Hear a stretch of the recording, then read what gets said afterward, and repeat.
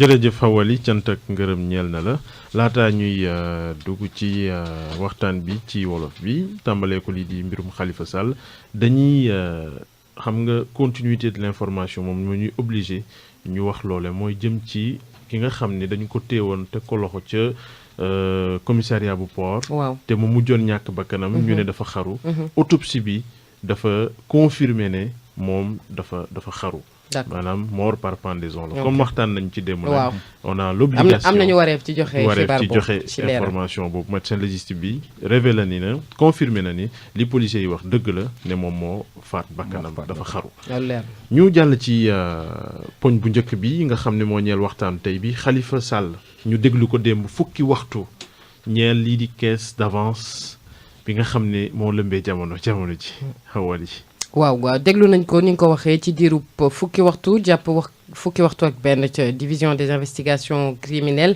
ca brigade des affaires générales soxal koppar yooyu ñuy tudd ca caisse d'avance mbir ya xumboon lool tamit ca division des investigations criminelles ñoom nañu ko xamele woon ñoom jegeñaale Khalifa Sall ay farandooru partiem wala ñenn ci kilifa ci kujje politique bi ñoom ñëpp teewoon nañu fa dafa lànk nag ci indi ay tontu ci lanu koy laaj bi Khalifa Sall mi ngi ci kujje politique bi ñu bëri jàpp ne tey dañuy jëfandikoo yoon ngir faagaagal. Abdourahmane Ba ñàkk wax gi nga xam ni moom la Khalifa fas yéene ñàkk wax ñi nga xam ne ñoom ñoo bénéficié wu ci kees ko koppar yooyu lu koy dugal la am déet.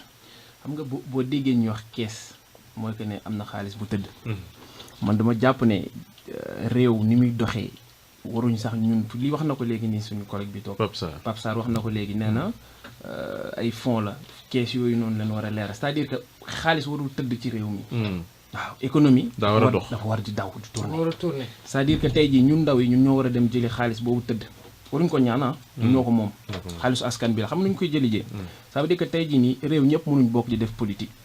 waaw dañ leen a bàyyee trop gestion bi dañ leen ko bàyyee ba ay kees di ci juddu ay fonds di ci juddu ñu koy joxe. te lu yàgg la loolu moo dul yoon nag xam nga lu tax parce que tey jii ñun ndaw yi ñun ñoo war a dëggal suñu bopp jël suñuy responsabilité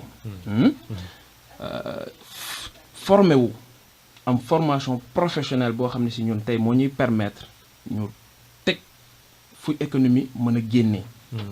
ça veut dire que am réew waratuñu toll foo xam ne si bu président bi liggéeyee réew mi dox bu président bi liggéeyee réew mi dox déedéet ay acteurs économiques leen ñun ñëpp dañu war a toll foo xam ne si tey bu maire bi liggéeyee xayrun bu liggéeyut xayrun réew maa ngi dox ndax jeunesse ba fa nekk ñoom seen koom-koom ñoo ko yoral seen bopp foofu leen toll tey jii nii léegi nag il faut que jeunes yi approprié wu loolu tey jii programme yi pour yu gouvernement bi teg yu bëri am na structure yu bëri yu ñu teg pour ñu financer formation. dinañu ñëw ci loolu ci ñu ngi ci xalifa bi ci wàllu yoon bi. waaw man daal sama xalaat ci loolu la moo naan économiste yi nañ dem defi économie. juriste yi nañ yem ci seen wàllu justice. politiciens yi ñu bàyyi la ñu politique. loolu mooy doxal réew. assise des entreprises Pape Sarr tàmbali nañ ko ni ki démb.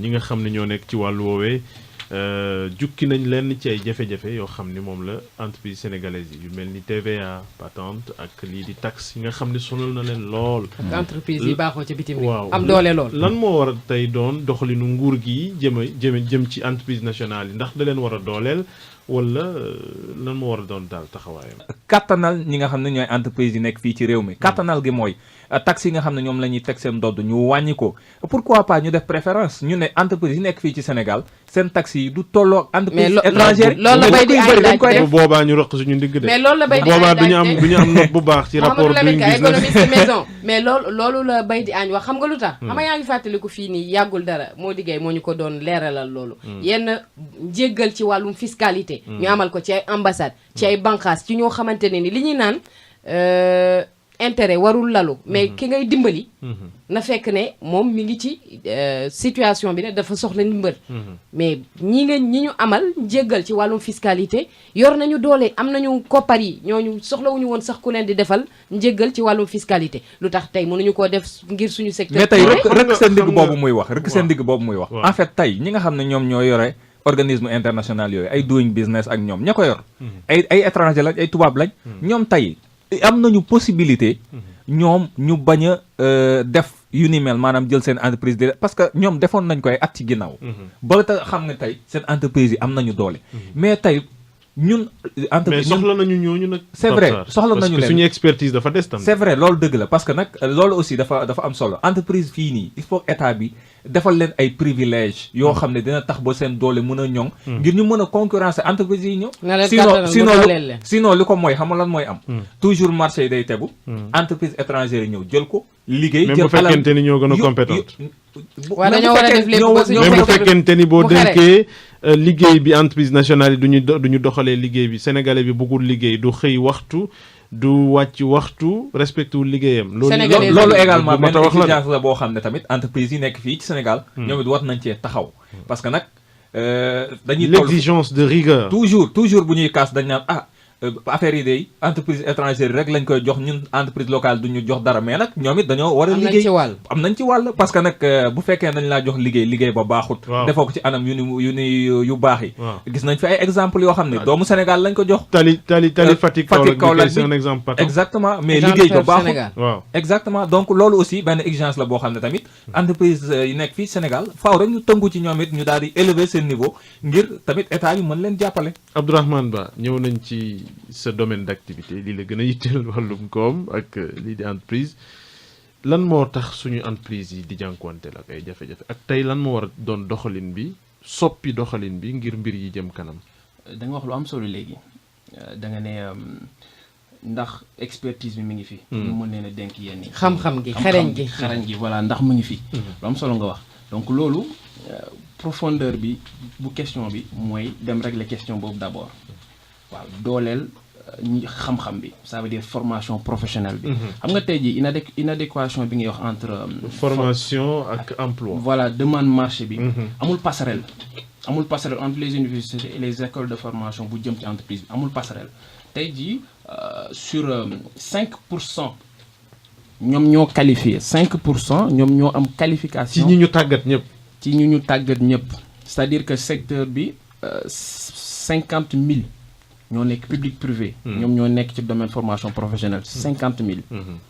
ca boo xoolee tey jii 9 millions de Sénégalais ñoo apte pour liggéey c'est-à-dire boo jëlee âge de travail bi 9 millions de Sénégalais ñoo pare pour liggéey ci biir 9 millions yooyu noonu 31% c'est des diplômés de l'enseignement supérieur. Pourtant am nañ xam-xam bi de. mais dañ leen a ubbilul buntu métier yi. état bi moo war a investir sur la formation professionnelle. ñu ngi koy def de pourtant. du yoon parce que du yoon. ñu am 4% parce qu'on a assisté à la réforme de l'enseignement supérieur créer ay filières yu bees ak yooyu yëpp wala. waaw xam nga sur le budget de l'éducation nationale 4% la ci formation professionnelle am. 4% chiffres yi ma lay wax ni c'est des chiffres officiels. 4% la ci am léegi waaw góor parce que jamono yi ANPEJ mi ngi fi ONFP mi ngi fi 3FPT mi ngi fi am na fonds yu bëri yu ñu teg pour dooleel formation professionnelle. maintenant nag ñun ndaw yi ñoo war a dem vers ces fonds là. mais bénéficiaires ndaw yi nag souvent projets yi ñuy présenter c'est pas des projets bancables. wala est-ce que dañ koy yëg wala est-ce que tamit du luñ koy jëfandikoo ci wàllu politique tamit moom mooy indi c'est quoi le problème. mesure d'accompagnement yi leen mettre en place d'abord nit ki balaa nga ko financer taxawal pour mu am business plan bu bancable comme ni nga ko tuddee. mu xam lu mu bëgg xam fu mu bëgg a jëm. il faut que business plan bi déjà mu am benn compétitivité bi avant muy génn. ça veut dire tey jii nii. ficeler projet déjà waaye du ndaw ñëpp ñoo ko mën tamit. waaw léegi aussi avant sax ficeler projet peut-être ndaw bi génne ci université bi déjà foofu nga koy jëlee dugal ko ci benn formation professionnelle Sénégal am nañ potentiel de machallah parce que ndaw ñi da ngay gis ndaw bu génnee université dafay am potentiel. ñun ñoo état bi moo ko war a exploiter wala ñun ñoo ko war a exploiter les entreprises mettre en valeur effectivement kooku noonu tey day am benn acquis bi li muy soxla sax ci formation du bëri boo jëlee domaine télémarketing par exemple ñun dañuy xool koo xam ne si bu ñu ñëwee profil vocal bi déjà liñ ci boo tëjoog moom 15 jours rek jox ay module day changer profil vocal am wala en 1 mois mun nga ko def un excellent téléconseiller buy toog fii di décrocher ay marché yu nekk tugal wala mu nekk beneen réew ça veut dire que potentiel bi mi ngi fi nañ dem jël ñooñu jox leen mën-mën bi ñu soxla tàggat leen sur pratique dafa am solo la pratique ça veut dire que tey jii nit ki bu découvrir li nga jàngale nga tari ko. nga jëfe ko tari ko ba pare jëfe ko ça veut dire que théorie bi dañ ko war a dooleel ak pratique quitte à def ay partenariat ak entreprise yi ñu dem ay programme d'alternance. nga tàggat leen. voilà bu defee su defee formation fu ci lieu de formation muy dem en entreprise am immersion di découvrir di liggéey loolu yëpp ay partenariat la pour dooleel secteur privé bi aussi. parce que dooleel suñu entreprise locale yi nii mooy dooleel suñu koom-koom. bu ñu amul expertise bi nañ leen ko jox c'est-à-dire que nañu créer les conditions pour que ndaw ñi am métier pour que ndaw ñi jàng métier du rek métier artisanal c'est pas dem def menuisier dem déedéet yooyu yëpp métier dafa law. tey jii nii Sénégal fi ñu toll ci suñu niveau de développement léegi métier boo xalaatul am na ci 3e millénaire bi ñu nekk. effectivement il faut que ñu nekk à l'ère de notre temps il faut que ñu dem fi ñu war a yegg ñu préparer ko dès à présent. def mise à jour yi. waaw def mise à jour yi ñu complète ñu total ñu pare lépp la ñu war a pare. Hawa am nañu croissance 6,6 wala 6,7%. mais ñu bëri jàpp nañu ne soo gisee njëriñ li mënul feeñ mënoo koo yëg ci sa poche. mënu ko moom loolu la ñuy wax croissance deesu ko lekk loolu la ñuy wax ne croissance deesu ko lekk. ñu bëri jàpp nañ lu tax mënuñ koo jëfandikoo yëg ko c'est parce que suñu koom dañu ko phagocyté te ay entreprises étrangères boo xoolee par exemple secteur bancaire marocain yi ñoo fa nekk immobilier ñoom ñoo fa nekk même assurance tey te keroog maa ngi waxtaan ak benn borom xam-xam ma wax ko loolu mu ne ma yow mais li nga wax maa ngi door comprendre parce que ki la c'est vrai que banque bi mooy c'est-à-dire banque bi moom moo lay lebal ba pare moom moo lay assuré te ki ko moom kenn la kon yaa ngi enrichir benn nit te moom lu mu am daf ko yóbbu réewam bien sûr est-ce que jafe-jafe bi nekkul foofu que tey ñu war a xoolaat mbir yi mais d'accord ma ak li Pape Sarr wax sànq ne dañoo war a nu mu tuddee di sax privilégié c'est vrai que mais préférence nationale dans une certaine mesure mais nationale c'est-à-dire nañu fexe ba dooleel entreprise nationale mais itam dafa am ay coopération internationale yu fi am ay nu mu tuddee di sax traité yoo xam ne dañu ko xaatim ak yeneen réew tey mënuñu wañ loxoy ñooñu c'est-à-dire li ñuy wax tey les accords de libre échange ak li nga xam ne moom mooy interconnexion ak village planétaire bi ñuy wax mondialisation moo tax tey amul benn réew bu sañ ku gën a xereñ rek moo ciy bu sañ wañ loxo ñi nga xam ne ñoo di investisseurs étrangers su ko defee ay rapports yu mel ni Doing Business Banque mondiale les institutions de Bretton Woods dinañu rëq sa malheureusement parce que dañoo amul doole xam nga dañoo amul doole tey parce que non sous développement mentalité voilà exactement en fait Occident jeexal nañu économistes yëpp xam nañu ne ëllëg Afrique la Afrique moom moo am suuf suñu mën a bay ami les 60% des terres arables se trouvent en Afrique. ressources yi nga jël yëpp gaz pétrole ak ñoom seen énergie boo mënti jël suufu Afrique ni mu riche yemul ak fenn ci àdduna wërngal këpp sous développement mentalité ñooñu yàgg a nelawal gëmloo ñu ne dañoo ndóol amuñu. Banque mondiale Bretton Woods ñu ñëw am lu ñu jël ne la kaay ma dimbali la mais ci lan lañ lay dimbali dañ lay sàng mbàjj sa ressources yooyu noonu la ñuy jël mentalité la c'est mais en fait est-ce que xam nga ne tey jii immigration inverse mi ngi am. est-ce que xam nga ne tubaab bi ñu ngi ñëw fii dañoo nangu ne Afrique mooy ëllëg. xam nga lu tax tey jii boo xoolee benn jeune bu vivre France. ñun ñoo ko ëpp chance. tout à fait dama ciy xoolee samay xarit yoo xam dem naa leen yéen. Franchement, je suis désolé pour vous parce que ñun chez nous tout est à créer presque tout est à créer à développer mais yéen tout est déjà fait xam tey jii ku war a entreprendre France wala feneen day am problème parce que secteur yëpp bouché ñun nag fii nii tey macha allah lépp taxaw na mun na ñun ñoo ci war a dem ñun ñoo ci war a dugg donc xam nga par exemple ñun tey liggéey bi ñuy liggéey ANPEJ ñun tey ça ñun ñoo ko dem sàkku ji tey jii buñ taxawul entreprise wane suñu xarañte ci domaine télémarketing ANPEJ du ñu woo confier ñu formation 500 jeunes parce que dañu xool tester suñu conducteur formatif ñu ni kon kat ñii seen module efficace na ci ay ndaw leen ñu def ko ñu ni leen léegi bon ñun suñu credo mooy loolu mooy que ne ñun duñu bëgg insérer le maximum de nos camarades dans le monde de l'emploi ñu jox ñu téeméer yoo xam ne si war na leen a former en l'espace des groupes de 50 yu ñuy former par mois donc ñooñu da nga leen di yokk c'est-à-dire que doo ñëw di commencer waat lépp à zéro. formation professionnelle yomb na. tàggat nit ki pour mu am jàngal mag la daal am na lu mu xam mais da nga koy mettre en valeur. da nga koy ubbil buntu. très bien.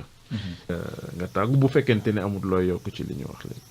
waaw juste pour tàggoo li ma bëggoon a message ma bëggoon a jàllale ci sama mbokki ndaw yi. sama collègue yi c'est pour vous dire que ne heure bi jot na. bu ñu raté opportunité doon ay acteurs économiques suñu réew.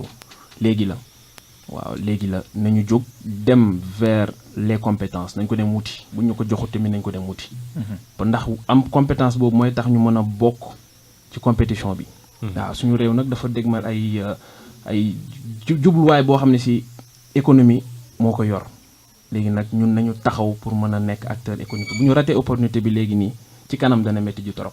Très bien. Merci beaucoup Abdourahmane Ba nekk journaliste communicant jiite lii di Training Survey Agency. Hawali. waaw am mbégte ci sekk waxtaan bi ak moom Abdourahmane Ba sama promotionnaire ci journalisme communication dama koy tooñee ne léegi day def tasum xibaar boo xamante ne journalisme citoyen wala patriotique. et c'est excellent loolu la ñu soxla ci sunum réew na dak. jërëjëf Hawali jërëjëf Pape Madiakhaté Sarr jërëjëf Abdourahmane Ba ki nekkoon ci kàddu gi di Mamadou Lamine